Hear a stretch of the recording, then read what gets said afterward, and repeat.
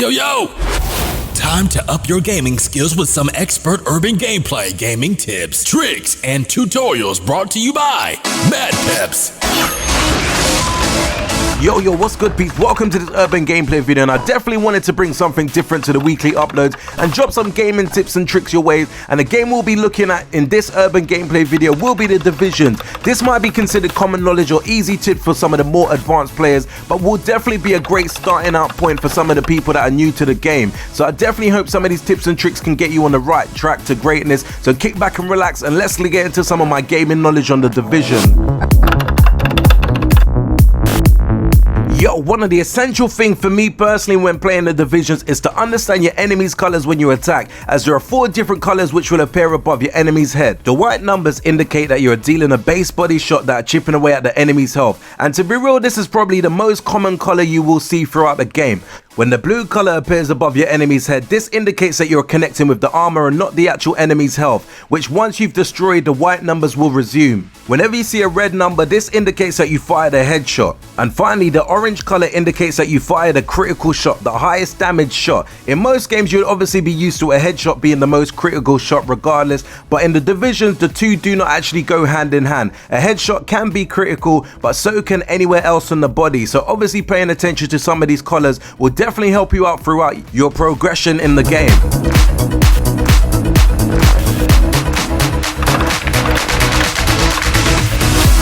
Whilst roaming through the city in The Divisions, you will come across multiple civilians. Some will run away from you, but some will approach you for consumables like water, soda, etc. By giving in to the needs of the civilians, you will gain extra XP throughout the game, and also they may drop useful items that could come in handy throughout your journeys. So do bear this in mind when you do come across various consumables in rucksacks and stuff left in some shops, or just in some levels you may come across water and stuff. So do save them up and try and aim to give them to the civilians walking around.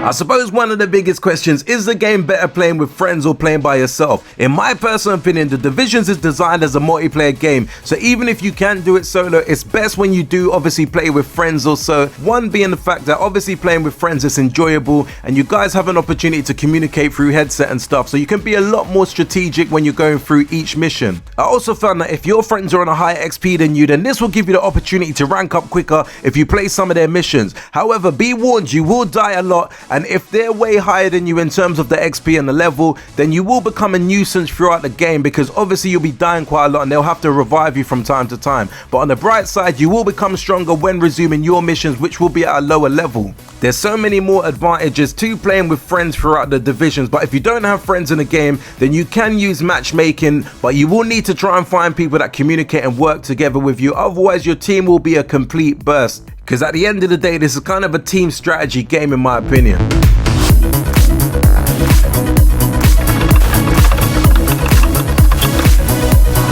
In this tip, I wanted to focus on what to upgrade first in your base of operations. As you know, there are 3 wings in your base. Each one has its own vital upgrades. In the medical wing, you need to get the counseling, pharmacy, decontamination unit, quarantine, and disaster aid upgrades, because these help with healing and they allow you to stay safe. In the tech wing, you should get water purification, generators, recollaboration, recharge station, and division tech. Lastly, in a security wing, opt for the K9 unit, shooting range, guard post, procurement team, dark zone ops, and the barracks. I guess you're thinking, which should I focus on first? Well, for me, I found establishing the security wing above everything else unlocks the experience, age, and perk, which in turns will give you an extra 10% to all XP earned from here on out. Having this from the earliest point in the game will allow you to level up very quickly as you progress throughout the game. Also, make sure that you do unlock the medical wing counseling upgrade, as this will allow you to unlock the credits, which will give you 10% on all credits you earn throughout the game as well.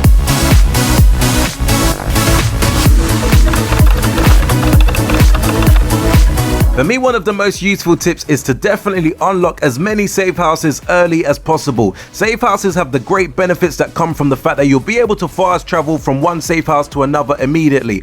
Honestly, this is definitely the best thing you can do. It does bring in front a great way to shorten the travel time, and we all want to get some more extra XP throughout the game. This is without doubt one of the best strategies to level up faster and make the most out of your time in the game.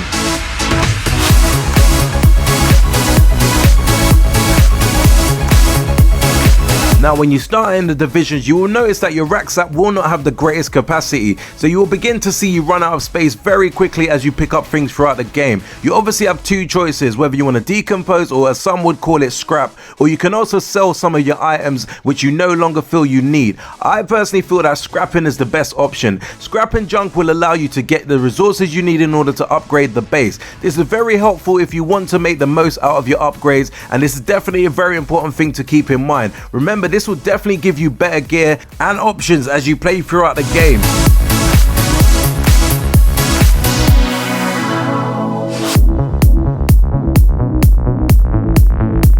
Now, most people find the most enticing part of the divisions is the dark zone, and I would say it's definitely hard to disagree, but I would also say that the best time to enter the dark zone is when you have spec'd up your character to a certain point where you feel confident and that you'll be able to manage the potential battle zone which lays ahead. Obviously, the dark zone is where you get all the best gear, so if you do want that, then that's definitely the great place where you can find it. The dark zone is a PvP area, so you can get shot on sight, which means that you should work as hard as possible to avoid gun sight, and the best way to do this is to play with a few friends, in my personal opinion. Going back to the reason why I do think that this game is definitely a great game to play with friends, as just in general this will give you better protection. Entering the dark zone on your own will be very difficult and you will end up getting killed if you're not careful, yet the benefits of having fun here is doubled by the high quality gear that you can receive that time. My advice is to aim to level up in campaign mode first and get used to the game before entering here. Probably if you get around, like say from a level 6 to 13, but that's just my personal advice. You can pretty much enter whenever you like if you choose to do so.